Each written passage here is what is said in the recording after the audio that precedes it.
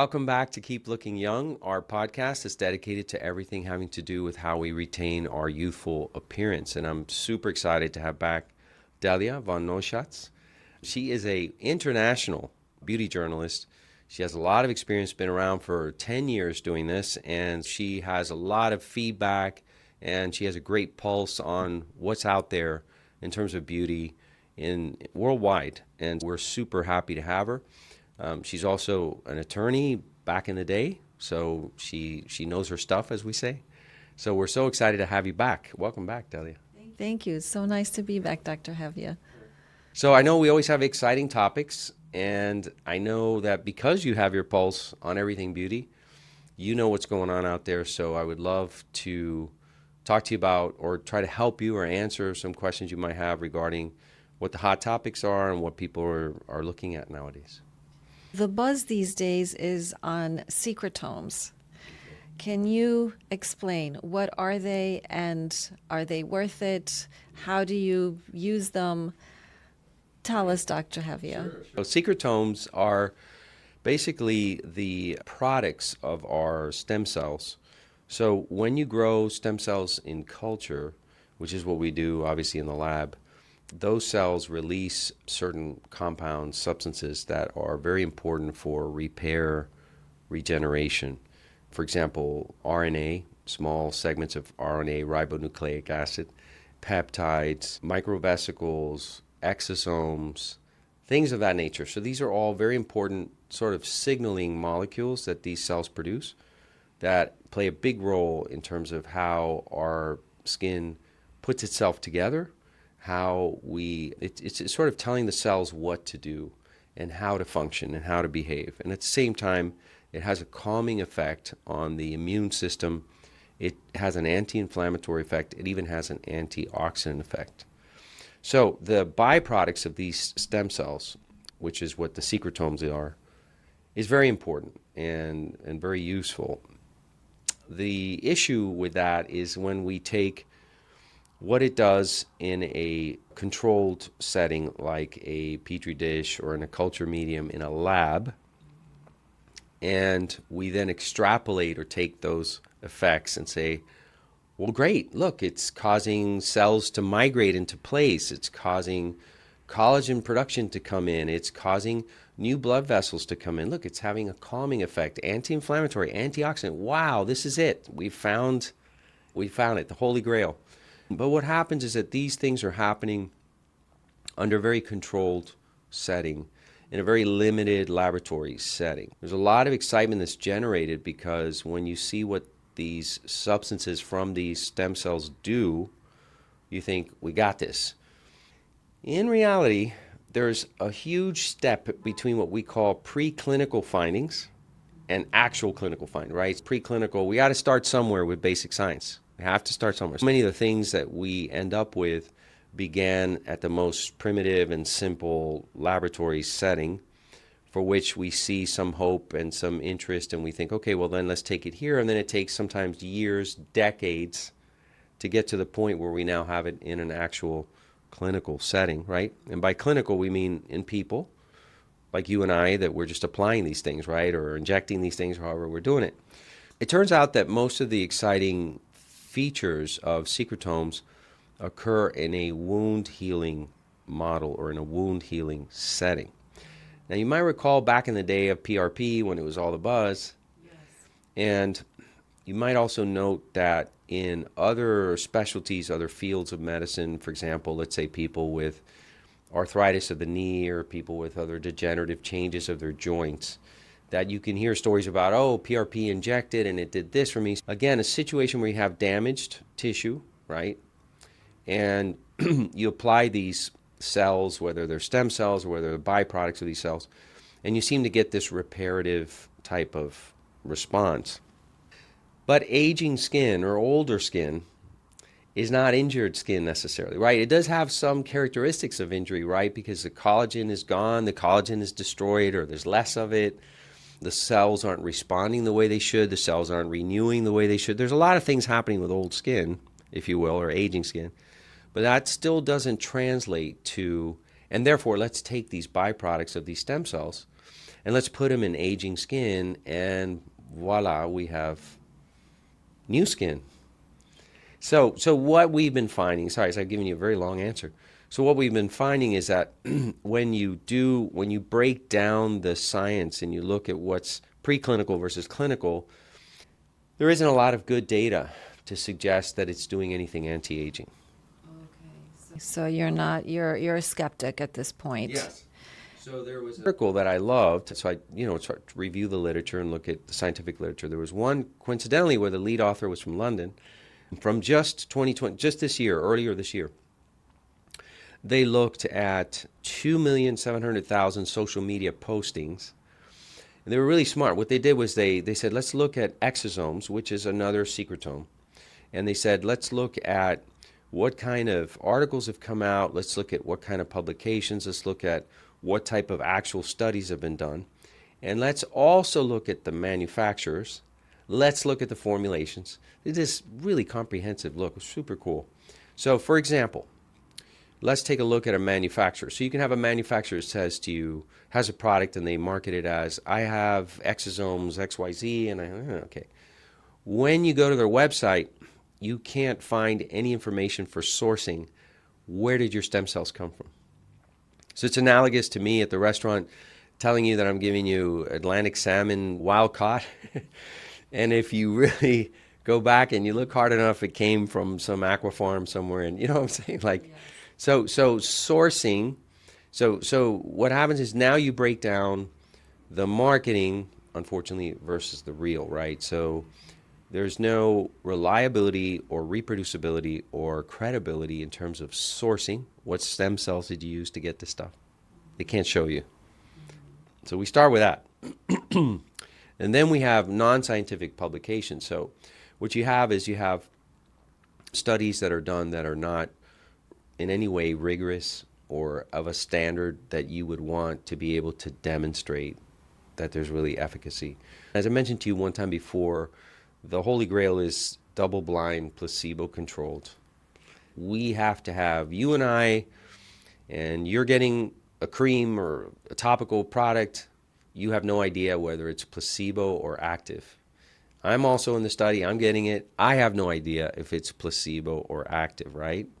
Everything about your product and my product is exactly the same, except for that mine has whatever exosomes and microRNA or whatever the components we're trying to say, hey, this is the difference maker, right? You don't know, I don't know.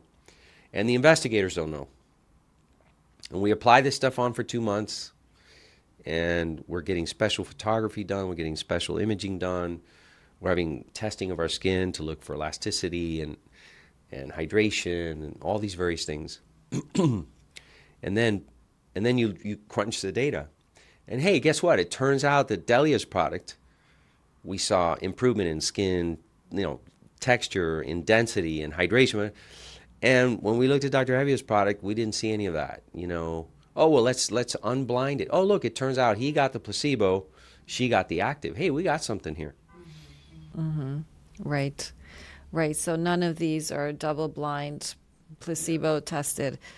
Okay. So what about PRP then? If we're not using PRP, aka the vampire facial, to heal an injury in our skin, is it doing anything? Again, the problem with PRP was a lack of standardization. There was many different ways to typically always extracted the whole blood from the person, of course. But the way you concentrated the blood to isolate their platelets varied from site to site. And then the device you used to re-inject and collect the platelets varied from site to site. And then the manner in which we applied the PRP varied greatly from site to site. So some people would do microinjections with your platelets. Some people would use a derma roller. Some people would use a microneedling. Or even a needle sometimes in the scalp. Absolutely. What were the volumes used? What was your platelet concentration used? And then we find that people's platelets are different in terms of how they release their actives. Some people's platelets release their actives, which are these secretomes, very well, and some people's playlists don't do a good job of releasing their actives. So it's a bit of a mess. So it's really a crapshoot. It's really a gamble. You have no idea what you're getting, if it's going to be effective at all. So we shouldn't be rushing out and buying Secretome serums at this moment. I think the data's pretty disappointing. And in the cosmeceutical world, right, what happens is they don't need the rigor of FDA or European equivalent testing to be able to get into the market. It's not necessary. It's a cosmetic. And therefore, why would they? Why would they spend $500 million in research when they can spend half of that, whatever, fraction of that, and already they got people buying their product? Yeah. Yeah, good question. Okay. So let's hold on to our money for the time being. All right. Well, also, I've been wondering, and I've been getting questions about Korean skincare, Korean products. Is it all that, Dr. Hevia? As far as I know, South Korea has not had a reputation for skincare until the last maybe decade or less. Yeah. So is it worth the hype also? I think it's an industry that is very creative and very innovative in many ways in terms of creating formulations that will provide great changes to the optics of your skin. So here we go to another important thing for our viewers and listeners to understand. If we apply makeup on someone and we do a good job, they're going to look great. They're going to look better, arguably, after the makeup than before, right? Once the makeup is removed, they're back to wherever they were standard, right? So many of these products are the same thing. They do a great job at making the person's skin look better. Nothing wrong with that, right? That's good. I'll take that. Nothing wrong with making your skin look better, but what we see is a bit of a meddling or confusion or overlap with making your skin look better optically versus actually doing something for your skin structurally or functionally, right? There's no data whatsoever on any of this Korean stuff that it's doing anything fundamentally different to your skin that's going to make your skin better from a structural or functional, right? In a sense, anti-aging in its real sense. But that doesn't mean that they're not really good at creating formulations that have multiple steps, typically, a lot of work, and they could be really good at creating glow, and they could be really great at creating the glass skin, and all these things have value. I'm not knocking it from that perspective. It's just that you have to, I would almost say to you that it's analogous to a really good makeup line. You know, so if you think of it in terms of that, if I use some of these products, my skin's going to look really radiant and glowy.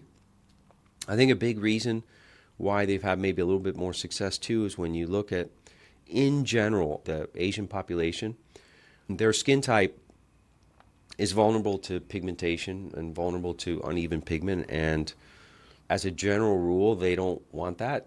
And they want bright, clear toned skin. They're a little more vulnerable to that, to say some of the Western types that are lighter skin types, right? Not as much of an issue in that, right? I think they're understandably very good at creating formulations that really address that. So brightening serums, okay. So brightening. Anything you recommend, any products or product line?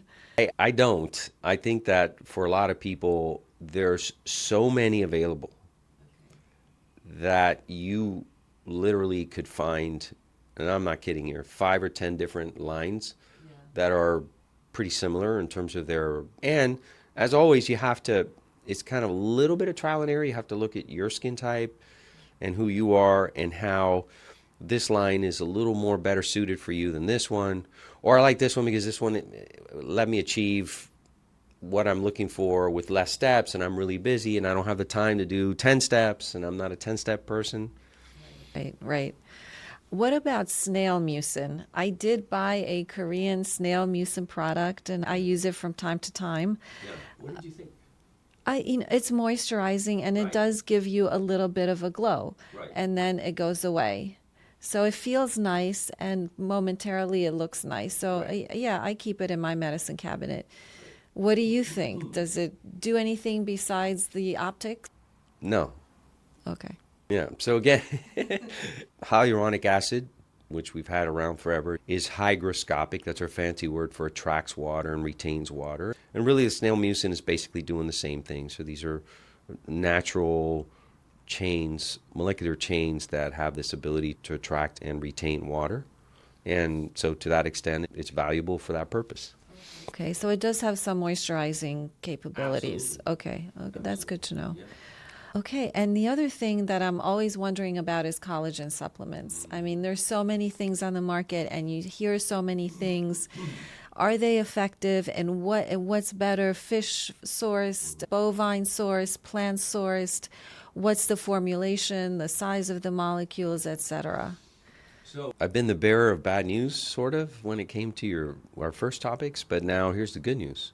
So there is data, and much to my surprise, to be honest, but as of recent, I've noticed that there's a lot of good data on collagen supplementation and improving the skin. So first of all, when we say collagen supplementation, because this has to do a lot with your questions, we're talking about taking the collagen molecule and breaking it up into shorter pieces. So we call these collagen peptides. And the other scientific term for that is hydrolyzed collagen. So same thing, it's where you take the long molecule and you break it down into little segments. So that's readily absorbed by our gut, and that seems to be incorporated very well into our skin. So now for a couple years, which is one other thing I want to mention to you, if you're looking at a particular area of skincare and you see an article that came out 5 years ago and you haven't seen much since, that usually tells you probably not really a good article. Meaning, if you know what I'm saying, usually in our industry, once you see that there's something that seems to be promising or that there's positive results, what you'll find is if you look at the literature, you'll see that these studies are repeated. And so you'll see a pattern because, oh, that guy had success. Well, let's look at that, right? As opposed to some article that said maybe some Secretome had something in 2020, and now you haven't seen anything really substantive since. So what I loved about the hydrolyzed collagen or the collagen supplementation is that there's been a lot of studies now, and they've been double-blind, placebo-controlled. And we have a big advantage, I think, when it comes to a tablet or an oral because it's even easier in terms of designing the study, right? It doesn't have to do with how much somebody put on or just take this teaspoon it's very simple in its design. In terms of the study, there was just, ironically, a Korean study just this year that did a really nice job of looking at pore size, skin hydration, stratum corneum, which is the dead layer of the outside, which has to do with how healthy it's doing, which is very important for texture and hydration. Dermal density, so the density of our skin. How is the collagen concentration doing in our skin? A number of these parameters, and they were all very positive after 2 months of collagen supplementation. Yeah, really interesting. And what we've also seen in the data when you look back is that even our epidermis, which we don't really technically have collagen in our outermost layer, in the epidermis is structured better and the cells are tighter and you get better water retention and you get smoother, better skin. Yes, I would encourage collagen supplementation. I think there is much to be said about that. Now, what is interesting too in this topic has to do with sourcing. Here we go again. This Korean study was quite compelling, used what was called NS peptide. And these were short amino acid segments of the whole collagen molecule. For fun, before you and I got together, I looked in Amazon, it's sold out. There was another site, a Korean site where you could buy where it was also not available currently. We get back to how it was formulated, produced for study purposes, and now how do we commercialize it, right? And sometimes we fail from the specific rigidity and control of we're making this for this purpose and we got this. versus now how do you standardize it? How do you commercialize it, right? Those are two biggies. We do know from other studies in the last couple years that it looks like fish collagen is a better source Really? than plant or animal, yes. Than plant or bovine? Really? Yes, Why plant is or that? bovine. You got better absorption, better bioavailability of it. You absorb it through your gut better, and therefore it gets to your target better. And trials, excuse me, double-blind trials that were done were pretty encouraging there too as well. And those were on the fish collagen. Yes. And does that come from the scales? Yes. Primarily from the skin. Now, I was able to find through the spa market a hydrolyzed fish collagen product, which, by the way, I also liked it because it had been tested for heavy metals, which in today's world of contaminants is a good idea, right? Especially with fish? Correct. Especially with fish. I was impressed, and I have that product, and I've used it in my clinic. Would you care to divulge the name? I would be happy to. I'll get that for you. She'll get that for you. Getting it is not simple for the consumer. Here's the weird thing. I had to go through I had to use my license to get it. Uh-huh. Even better then. Yeah. Okay. Even better. Right? I had to use you have to sort of get it through the professional setting as opposed to, this is, again, my asterisk for our viewers and listeners is be careful where you're getting it from. I can tell you that the data is very compelling and very good, and we should be definitely going in that direction. Now we have to look at sourcing and how can we assure that we're getting a good product, because that's the whole natural food. Thank you. The whole natural foods industry. Uh-huh. Premier Research Labs, Premier Marine Collagen. There we go. There we go. I'm going to get one of these for sure. Yeah. It's not a Korean product. No, which I not that there's something wrong with Korean products, but this is a U.S. product, and I also like it. I would recommend you take it with juice, because there is a trace of a little bit of a fish. It's not strong. It's not like you smell the powder and you're wow. But I feel if you take it just with water, there's a little bit of a trace. I see. Okay. What about coffee? Can you put it in coffee? Absolutely. Okay. The heat doesn't affect it or anything. Okay. No. Yeah, to be continued. Again, I think the collagen supplementation is great, and I think that the issue now will be for the average person. Excuse me. It's always nice when the average person can get stuff. It's great that you can get it through your doctor's office or maybe even through your spa. But it would be nice if people could get it in a more broad manner. And it's quite curious, right, that we haven't seen, with the data as strong as it is, it's interesting to me that the availability isn't that good right now. Of very reliable collagen products. It's interesting to me why that's the case, but it is the case. But again, that's some good news in our conversation of the limits of our cosmeceutical industry. Anyway, sorry. What other? Well, I think you've answered my burning questions, at least for this morning in dermatology, Dr. Hevia. Great. But no doubt I will have some more. Awesome. No, I wanted to ask you one question. Again, based on your, I continue to be fascinated by this seeming trend of I'm embracing my aging, and then I'm not doing any Botox, collagen. I'm not. It's interesting because everybody draws a line at a certain point. Some of the people that are making these claims do seem to be coloring their hair. So everybody draws a line at different point. But I was just curious. I know Jamie Lee Curtis has been very outspoken about it. I recently saw a posting by Kate Winslet, or presumably having been quoted as saying that she's not doing any filler, Botox, whatever. I was just curious if you feel in your travels, are you seeing a trend towards this, or do you think it's just curious what your thoughts are on that? I have not seen that trend. And I do admire both these women to have the self-confidence to live and to let things be. That's really admirable. But I have not seen that, but I do talk to plastic surgeons all the time. I just finished writing an article for Tatler magazine on international plastic surgeons. And all I can say is that their business keeps getting bigger and bigger. The fees keep getting higher and higher because of supply and demand.